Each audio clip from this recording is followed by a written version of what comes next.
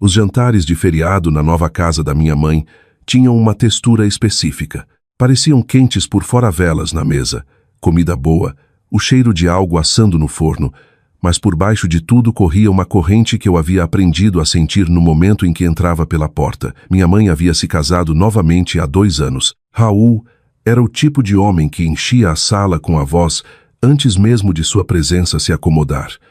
Ele tinha opiniões sobre tudo, entregava-as sem convite. De alguma forma, havia decidido bem cedo que eu era a única pessoa à mesa que mais precisava de orientação não solicitada. Ele nunca era abertamente rude, pelo menos não de maneiras que as pessoas pudessem facilmente apontar. Era mais sutil que isso. Era o tipo de condescendência que se escondia dentro de uma pergunta, que se vestia de preocupação, que te deixava diminuída enquanto todos os outros à mesa sorriam e assentiam. Naquela noite, as cadeiras estavam cheias. Minha mãe sentava à direita de Raul. A filha adulta dele, Lívia, estava diretamente à minha frente, o marido ao lado dela. 2 irmãs da minha mãe ocupavam os assentos restantes. A conversa começou como sempre começava. Leve, fácil, todos colocando o papo em dia sobre temas seguros. Eu me permiti respirar por um momento. Deveria ter imaginado melhor. Começou logo antes do prato principal. Raul pousou sua taça de vinho e olhou para mim com aquela inclinação familiar da cabeça, a que dizia que ele estava prestes a dizer algo que já havia ensaiado. Então, Thalita, disse ele, o tom deliberadamente casual, ainda nessa coisa de freelance, mantive a voz equilibrada. Sim, está indo bem. Ele assentiu devagar, do jeito que alguém assente quando já está compondo a próxima frase e não está realmente ouvindo a sua. E os clientes são consistentes. Porque eu sei que esse mundo pode ser imprevisível. Ele disse a palavra vezes imprevisível, vezes do jeito que se diz, vezes instável. Lívia sorriu sem tirar os olhos do prato. Raul costumava ser consultor, então ele sabe. Isso é diferente. Porém, continuou Raul, acenando com a mão. Eu tinha infraestrutura, suporte. Você está aí sozinha, Thalita. Isso exige um certo tipo de tolerância à incerteza.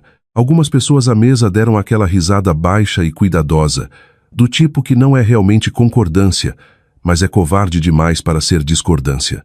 Minha mãe pegou sua taça e não disse nada. Dei um pequeno aceno. E me virou. Aquilo deveria ter sido o fim. Mas Raul não era homem de saber quando parar. Eu só acho, prosseguiu ele, pousando o garfo com paciência deliberada, que em certo ponto você precisa se perguntar se o que está fazendo é uma carreira ou um mecanismo de coping. Ele sorriu ao dizer isso. Sorriu de verdade. Não há vergonha em pivotar, ir para algum lugar com estrutura real, potencial de crescimento real. Lívia inclinou a cabeça com simpatia. Ele não está errado. Eu quase segui o caminho independente depois da pós-graduação e fico tão feliz por não ter feito isso. O marido dela assentiu. Estabilidade importa. 2 das minhas tias trocaram um olhar. Uma delas disse suavemente, ela sempre foi do tipo criativa, como se aquilo explicasse algo lamentável. Raul recostou-se na cadeira, satisfeito. Exatamente. Criativa, o que é lindo, mas criativo nem sempre se traduz. A mesa seguiu em frente. Alguém encheu uma taça. Outra pessoa mudou o assunto para algo sobre a reforma da casa de um vizinho. O momento se dissolveu, absorvido pelo calor da sala, como se nada de consequência tivesse acontecido. Mas eu havia escutado cada palavra. Sempre escutava. Pousei meu garfo devagar. Por 3 anos de jantares, eu havia absorvido comentários como aquele e os deixado passar por mim. Tinha me dito que corrigir o registro não valia a disrupção, que algumas verdades eram melhores guardadas em privado, que a opinião de Raul sobre mim não tinha relação com o que eu realmente era. Mas sentada ali, vendo minha mãe desviar o olhar e não dizer nada, vendo a mesa rir baixinho de uma piada feita à minha custa, algo em mim parou de calcular o custo de falar. Olhei diretamente para Raul.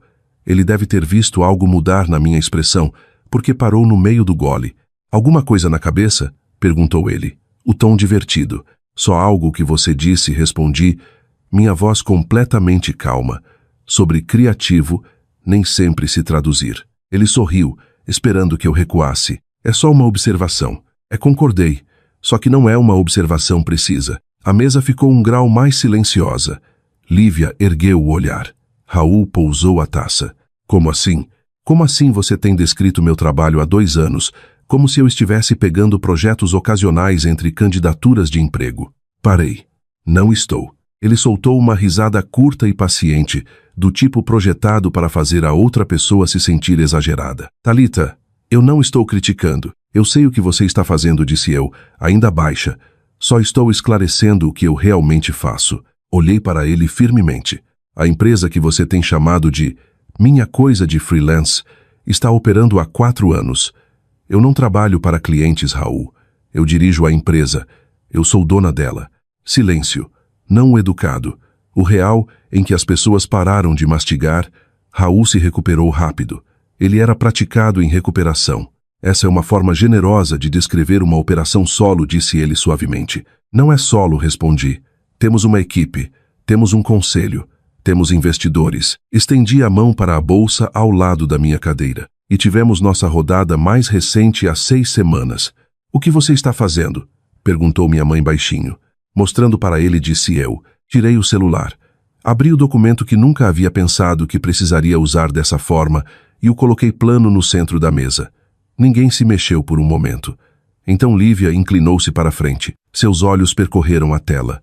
O número no topo do relatório de valuation não estava escondido, nem resumido, nem suavizado. Estava ali do jeito que números reais ficam, francamente, sem pedido de desculpas. Sua expressão mudou. Raul inclinou-se por último. Leu uma vez. Depois, quase imperceptivelmente, a cor mudou em seu rosto. Não dramaticamente. Raul era composto demais para isso, mas estava lá. Um aperto no maxilar, uma imobilidade que substituiu a facilidade que ele carregara a noite toda. Isso é, começou ele. Atual, disse eu. De 6 semanas atrás. Minha mãe encarou a tela. Thalita, disse ela suavemente. E eu não consegui distinguir se era surpresa ou culpa ou as duas coisas. Lívia recostou-se na cadeira. Isso é 8 dígitos, disse ela, quase para si mesma. Eu sei o que respondi. Ninguém falou por um longo momento. As velas ainda queimavam. A comida ainda estava quente. Mas a sala parecia inteiramente diferente do que havia sido 60 segundos antes, porque a história que todos naquela mesa contavam para si mesmos sobre mim, a quieta, a incerta, a que ainda não havia se encontrado, acabara de ser desmontada sem drama. Raul endireitou-se na cadeira. Quando falou, sua voz havia perdido a autoridade fácil. Você deveria ter mencionado isso, disse ele. Olhei para ele. Deveria? Ele piscou. Teria mudado a conversa. Sim, disse eu. Teria. Peguei meu celular e o coloquei de volta na bolsa. É exatamente por isso que eu não trouxe o assunto. Minha mãe estendeu a mão e colocou brevemente a mão no meu braço. Eu não sabia, disse ela baixinho. Eu sei que você não sabia, respondi. E eu quis dizer isso sem amargura. O silêncio da minha mãe naquela mesa sempre viera da aversão a conflito, não da crueldade. Aquilo era sua própria conversa, uma que teríamos que ter em privado, honestamente, quando o público não estivesse assistindo. Raul tentou mais uma vez. Olha, eu não estava tentando te desestabilizar. Eu só estava indo pelo que eu sabia. Você estava indo pelo que você assumiu, disse eu. Há uma diferença. Lívia olhava para o prato. O marido dela não falava, havia vários minutos.